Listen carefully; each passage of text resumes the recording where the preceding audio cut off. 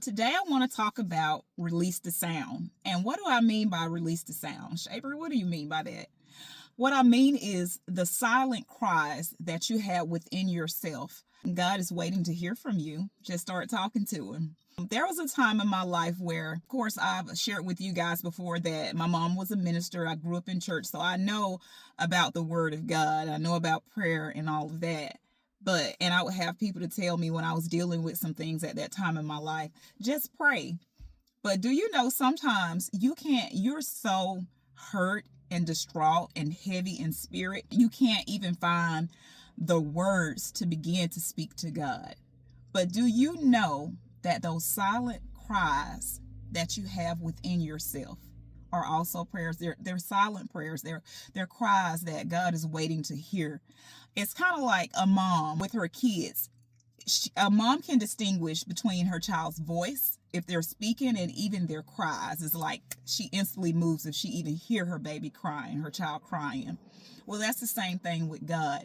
You don't necessarily have to always have the correct and right words to say to him, because sometimes we go through things in life that can have us there. Trust me, I've been there. But even the silent cries of help, he knows and hears. Just like the analogy I just gave you with a mother and her child. You know those cries, right?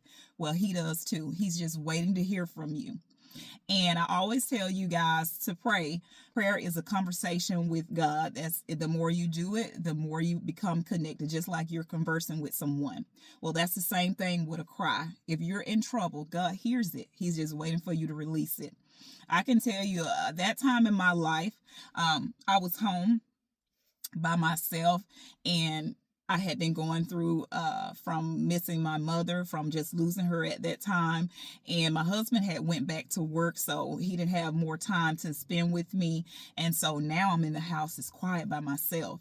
And I had to face the things that were hurting me on my own.